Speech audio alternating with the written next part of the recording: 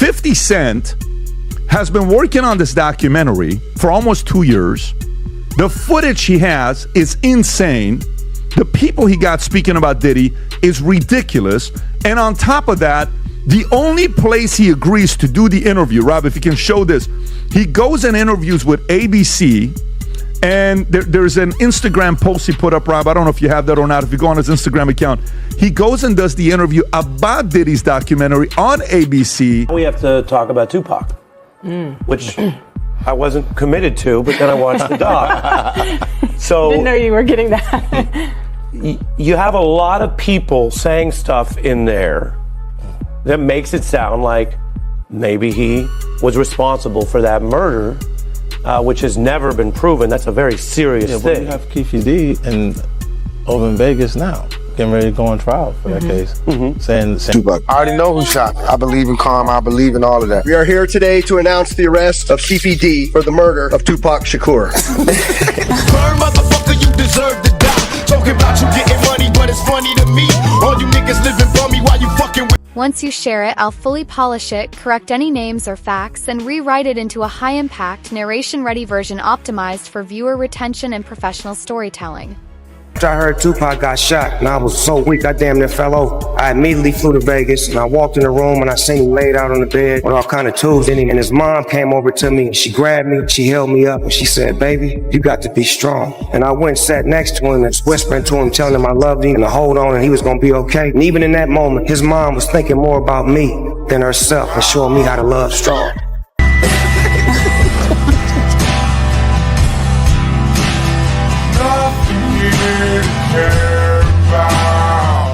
I told you can't trust these. Now Puffy done kill Tupac, man. 50 Cent went on stage last year and said this. Maybe I said that because he got Tupac. You know, and I know, that everyone believes that Diddy was involved in both these shootings and had a direct involvement in your brother's death. That is what the streets have said for 27 years. That's why 50 Cent said it. That's why Eminem has said similar stuff. Would you be comfortable saying that you believe Diddy had nothing to do with it? No, I wouldn't be comfortable saying that because I don't know. If you look at all the theories, the theory involving him is quite high on the list. Ron, any comments? Any comments on the trial so far? Any opening statements? He's having his day. He's having his day? He's having his day. We trust the justice system. Thank you, sir. Netflix's latest documentary series delivers a bold and deeply immersive exploration of the life and tragic death of Tupac Shakur. The series revisits one of hip-hop's most debated eras, examining the long-standing controversies and public speculations surrounding music mogul Sean Diddy Combs. Rather than pointing fingers, it carefully unpacks the rivalries, cultural tensions, and unresolved questions that shape the moment, offering viewers a sharper, more gripping perspective on one of music history's most enduring and mysterious stories. Claimed, which we know wasn't true. Yeah, check this out. We don't talk about things that are nonsense. We don't even entertain nonsense, my brother. So we're not even going to go there, with all due respect, but I appreciate you as a journalist asking. Thank you. Because you listen, 7 years ago I'd have been like, yo, did you hire somebody to kill Pac? But no, you do it like a journalist. Yeah, no, I mean, we wouldn't even get into nonsense like that. You know what I'm saying? It's nonsense. Which we never believed, by the way. Yeah. In Sean Combs, The Reckoning, filmmakers trace Sean Diddy Combs' rise from ambitious entrepreneur to one of hip-hop's most powerful and influential figures, a legacy built long before his recent legal controversies came into the spotlight. The documentary takes a closer look at his complicated and increasingly strained relationship with Tupac Shakur, a dynamic that Tupac's cousin William Lassane describes as deeply tense in the years leading up to tragedy. Set against the explosive backdrop of the East Coast-West Coast rivalry that defined an entire generation of rap music, the series uses revealing interviews and first-hand accounts to capture the pressure, competition, and shifting loyalties surrounding both icons. By revisiting the cultural divide that fueled decades of rumors and speculation, the film reignites conversation about the chilling chain of events that ultimately led to Tupac's fatal shooting in Las Vegas in 1996. former president of Bad Boy, Kirk Burroughs, who alleged during this time, Diddy had him hiring a whole bunch of people and getting cars to drive to Las Vegas. And he is now very curious into why Diddy wanted to do this. And he said, in his opinion, he now believes that Diddy was behind William Lassane spoke candidly, portraying the tension between the two stars as intense and deeply entrenched, suggesting that Sean Diddy Combs may have felt increasingly challenged by Tupac Shakur's rising influence and fierce independence. Rather than assigning blame, he urged viewers to examine the broader context surrounding the 1994 shooting in New York, a time marked by confusion, fear, and escalating rivalries, and to question how much anyone truly understood amid the chaos. Adding further insight, music industry veteran Gene Deal reflected on the immense competitive pressure surrounding both artists, noting that the rivalry placed a heavy emotional and professional strain on Diddy, deepening the complexity of what would become one of hip-hop's most volatile and defining eras. Puff took Tupac blueprint and changed Biggs and Bad Boy in image. I Get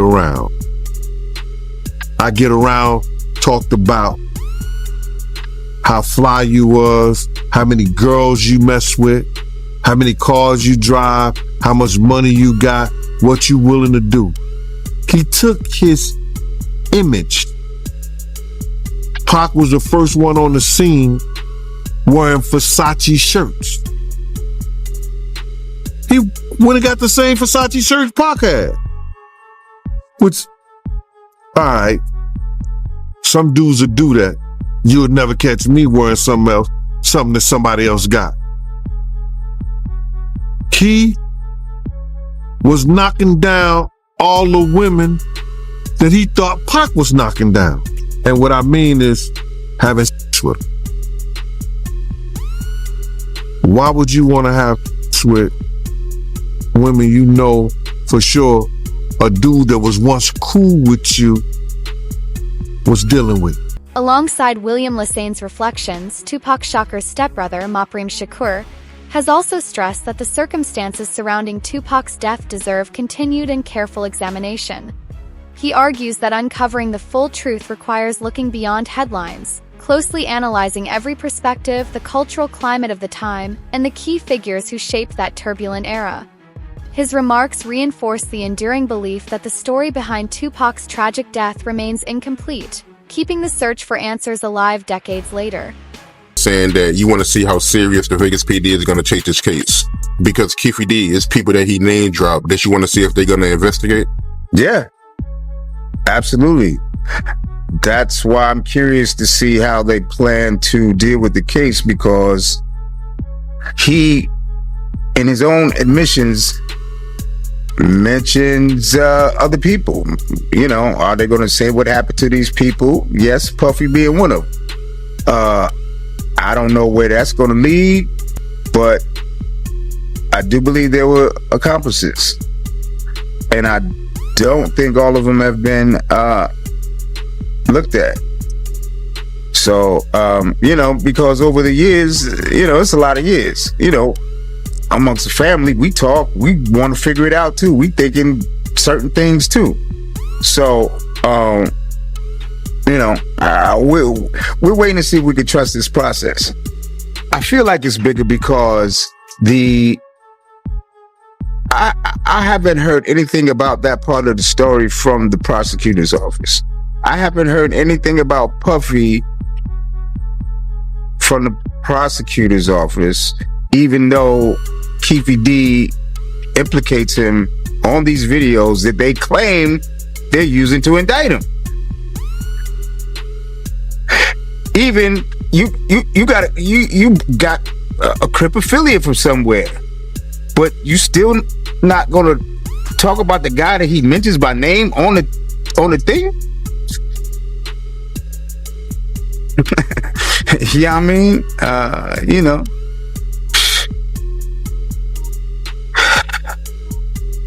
it's exhausting.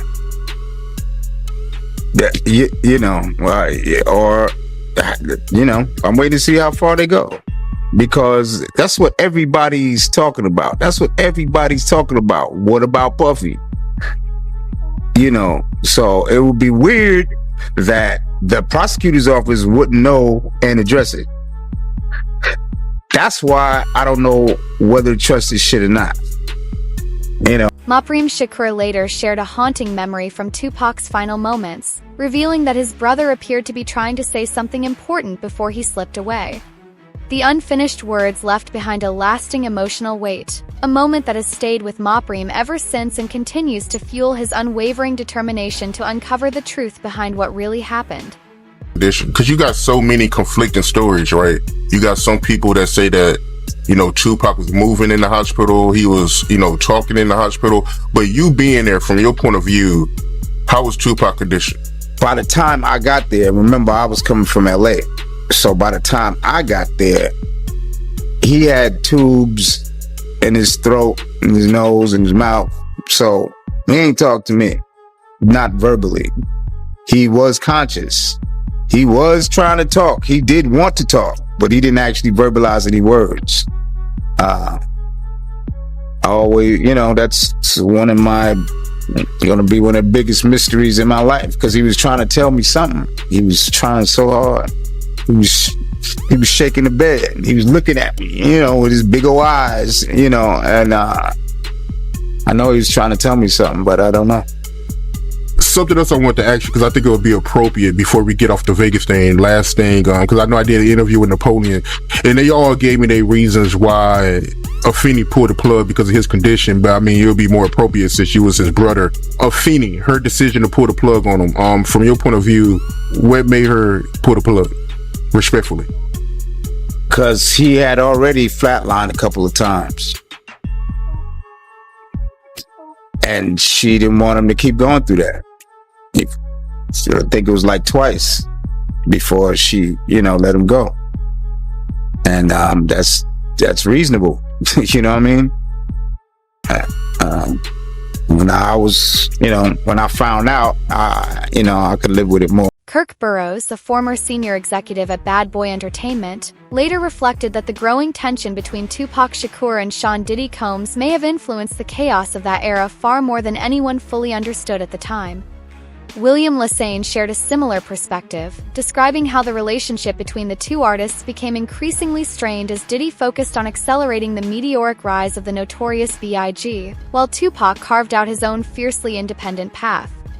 According to Lassane, Diddy had once envisioned deeper creative collaborations with Tupac, but their ambitions began to diverge, fueling a competitive atmosphere that intensified existing friction. That charged environment ultimately set the stage for Tupac's fateful 1994 visit to Quad Recording Studios in New York, where he was ambushed and seriously wounded, an incident that remains one of hip-hop's most scrutinized turning points.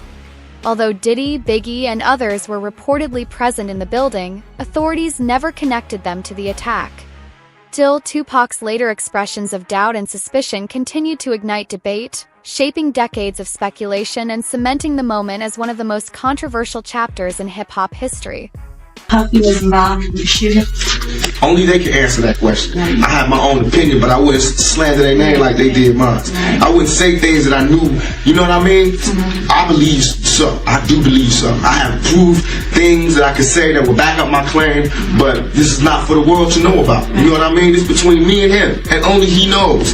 So every time he say it didn't happen, or that's the only thing that makes this become an issue to everybody. Because you see what I said in the Vibe article. I basically bowed out and was going to go ahead about my life. The next issue, that wasn't even the next issue, because them cowards waited about 4 issues before they got their story together. 4 issues later, half of New Yorkers commenting on me getting shot. And before, they was all like, we didn't see nothing. In the first issue, we did, Vibe viewers. Nobody seen shit. The 4th issue, when they came back with a reply, everybody knew what I did. They knew what I said. I was acting. Who gets shot 5 times in acts? Oh, I didn't get shot 5 times in their vision. I only got shot once because they found the bullet. The police found it, but now they the cops. Now they doing detective work. They found the bullet. Oh, you found the bullet, huh? So what is this other shit in me then? What was the doctors talking about? What? Can you explain these other holes in me? How'd I get gunpowder all over me? That insulted my intelligence. So yes, I did say Thug Life was there. Yes, I bowed out, all of that. But when they said that, Sean Diddy Combs has consistently denied any involvement, firmly maintaining that neither he nor the Notorious B.I.G. played any role in the Quad Recording Studios attack. In contrast, music industry veteran Gene Deal has offered a different interpretation, suggesting the incident was a reflection of the intense rivalries and mounting pressures that defined hip-hop during that era. By presenting these opposing perspectives, the series paints a nuanced portrait of the complex and often volatile relationships that shaped 1990s hip-hop, revealing how ambition, competition, and loyalty collided to create one of the most closely examined and controversial chapters in music history. Well, I don't think I'm not going to say he knew exactly he was going to get robbed, but he knew he was going to get dealt with. Because he was up there with Andre Harrell, and he was with Jimmy Henchman. And even though I think Pac may have owed Jimmy some money, or he was being disrespectful with Jimmy, and Jimmy ain't the type of dude that you was going to be disrespectful for, because he had some real wolves. And Jimmy was about it himself. You know what I mean? So now, in that essence, Puff is up there in the office with him. They know they about to deal with Pac, you know what I'm saying? I don't know the extent that Jimmy told him what they was gonna do to Pac, or he's gonna get dealt with or whatever like that.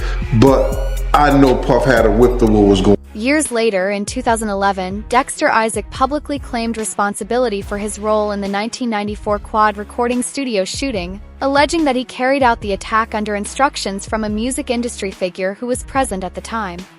His confession added yet another dramatic layer to an already tangled and controversial narrative.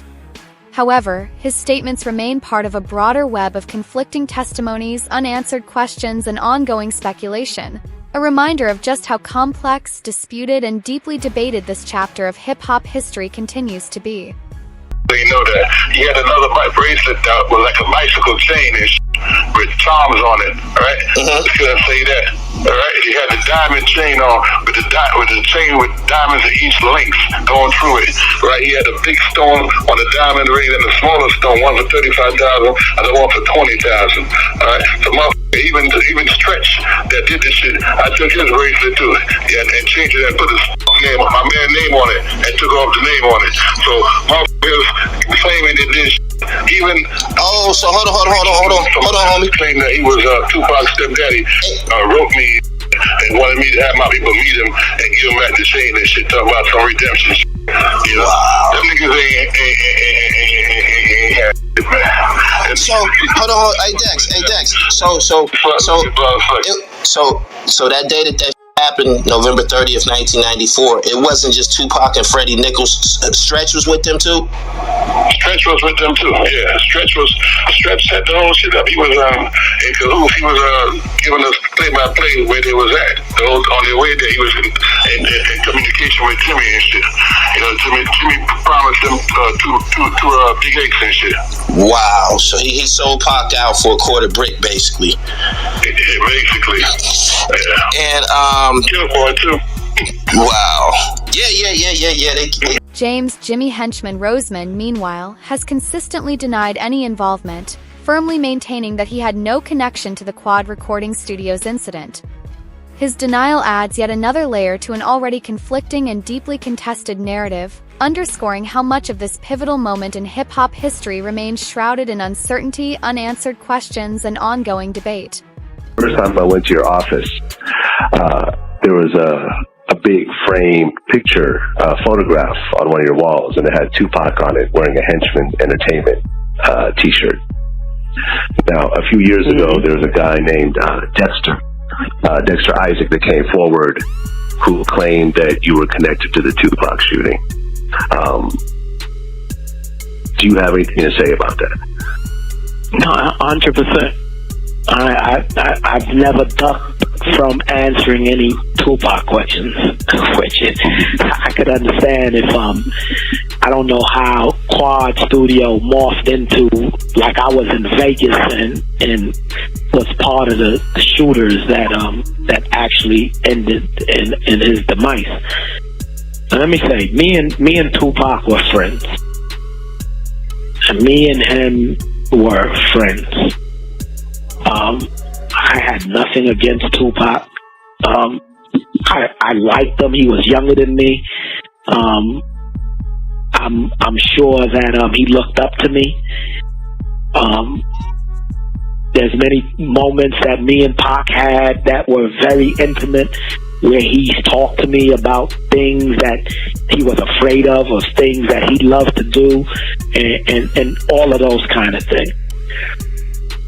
Here it is, you have a prosecutor and you have a guy who's in jail for life. When they pulled Dexter down to interview him in regards to what he knew about me and Tupac and so on and so forth, I have no doubt at this point that Dexter probably was the guy or one of the assailants on Tupac. But Dexter's story just doesn't make sense. Dexter tells a story that I wanted a ring for my fiance, and so I tell him to get the diamond ring from Tupac so I can give it to my fiance, and so on and so forth. He tells this magical story. The only person that can believe such a story is Todd Kaminsky, who was the prosecutor who was trying to make something out of. William Lassane explains that everything revealed over the years has compelled him to reevaluate the full story, underscoring just how tense and complicated the era truly was. As the East Coast-West Coast rivalry escalated, music releases and public statements only intensified the conflict. Tupac Shakur answered perceived betrayals through fiercely direct diss tracks, while Sean Diddy Combs would later reflect on how the feud appeared to be spiraling toward real-world violence. The documentary also features Dwayne Keefe D. Davis, a figure now closely connected to ongoing investigations into Tupac's 1996 killing. In 2008, Davis took part in a proffer session, a legal setting that allows individuals to speak candidly with limited protection for their statements. Former LAPD Detective Greg Kading explains that during these discussions, Davis described his knowledge of the events surrounding the case, painting a vivid picture of the pressures, alliances, and rivalries that defined one of the most turbulent chapters in hip-hop history. To make it clear, man, when Puffy came to LA, you used to give him protection, right? From the Southside Crips, because he was scared of Suge Knight? It speaks for itself, my brother. He was playing chess, and I guess we was playing checkers, cuz. So he was really scared of Suge Knight like that, yo? That's what it sounds like, yeah. Yeah. Dwayne Keefe D. Davis recalled feeling genuine fear as tensions continued to escalate, explaining that the feud between Tupac Shakur and his rivals intensified dramatically following the release of the explosive diss track Hit 'Em Up. He described the atmosphere as highly charged and unpredictable, with conversations shaped by the immense pressure and rising stakes of the moment. Through these first-hand accounts, the documentary reveals just how volatile and dangerously competitive the hip-hop landscape had become, exposing the fear, rivalry, and growing unrest that surrounded some of the industry's most influential figures. You said there was a story about a hit. Right. Can you talk about that? Yeah, so there's, Keefe D claims that there is this ongoing conversation. It happens on 3 different occasions, but most specifically when he and Puffy are at this place called Greenblatt's Deli on Sunset. And they're there. Things have spiraled out of control. Puffy's really concerned about, the welfare of his safety. And he tells Keefe D, man, I just need you to take care of this situation with Suge and Tupac. It's out of control. Tupac's on vinyl talking about killing all of our kids when they grow up. And, it's just become this really serious conflict. And he says, I just need you to take care of him. And Keefe D's like, that's no problem. That's what we do. And so an agreement was made, according to Keefe D, for an amount of money. And they kind of just let it go at that point in time. But of course, Keefe D knows in the back of his mind, this is what Puffy wants done. And they all end up out in Las Vegas. Suge's out there. Before you say that, there's a couple things I want to talk about for Vegas. So when you say that Keefe got offered an amount of money, according to him, was there a dollar amount? Yeah, so there was a dollar amount. But I think that, the nuances of this conversation are that, like, now I'll give you $1 million, whatever it takes. It's like exaggerated speech. But of course, when we interview Keefe D, it's like, yeah, that's the agreement amount, was $1 million. So according to Keefe, he's claiming that Puffy offered him $1 million to kill Suge or Tupac? Both. Yeah, both their names came up. And according to Keefe D, he says, Tupac's put himself on the list by all the talking that he was doing. But it was really about Suge, because it was Suge's muscle that... Beyond the controversies linked to Tupac Shakur's case, Sean Diddy Combs has remained a central figure in decades of speculation surrounding several high-profile moments in hip-hop history, a reflection of the intense public scrutiny that has followed him throughout his career. The documentary explores how these circulating stories, regardless of their accuracy, helped shape an era defined by suspicion, fierce competition, and undeniable intrigue, capturing the atmosphere of tension that surrounded the industry at its peak.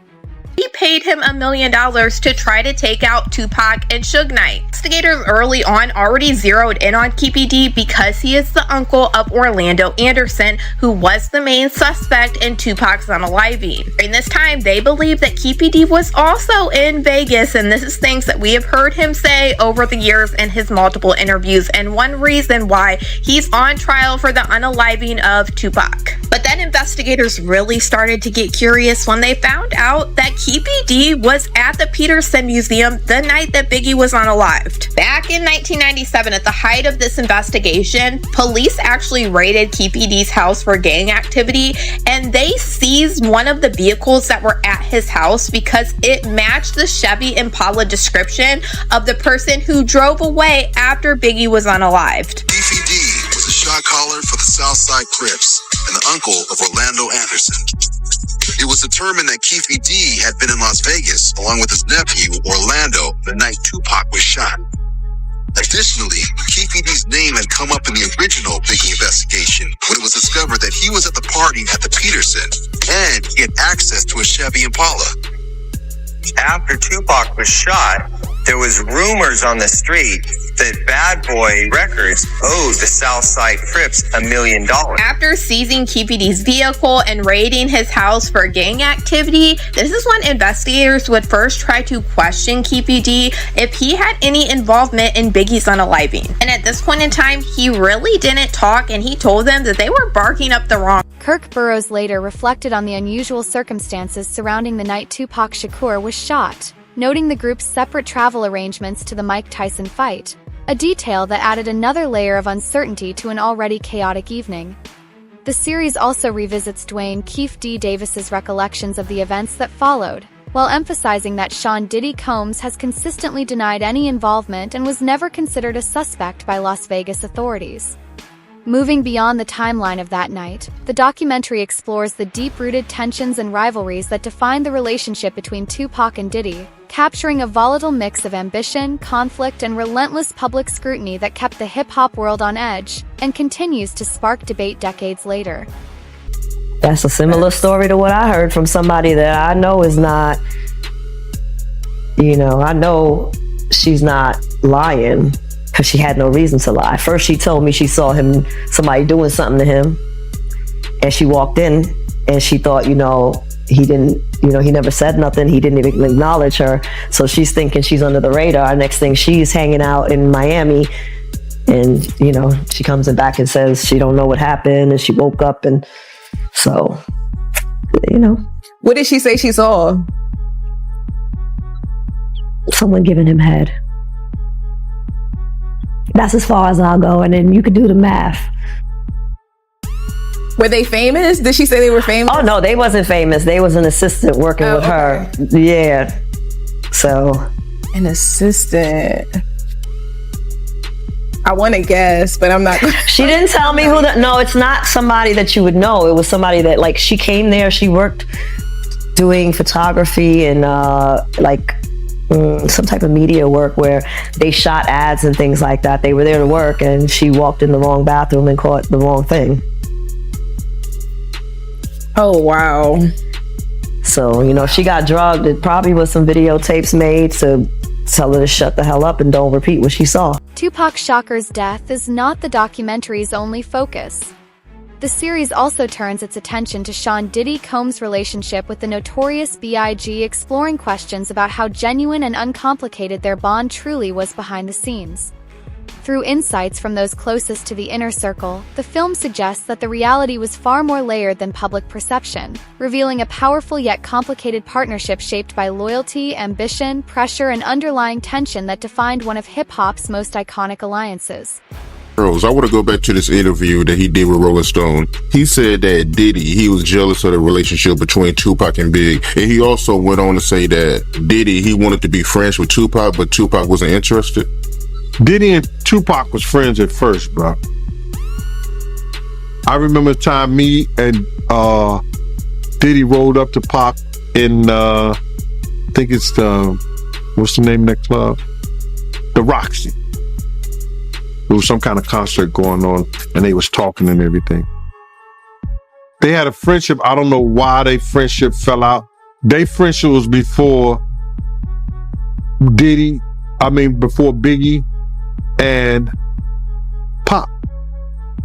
So I don't know why they fell out.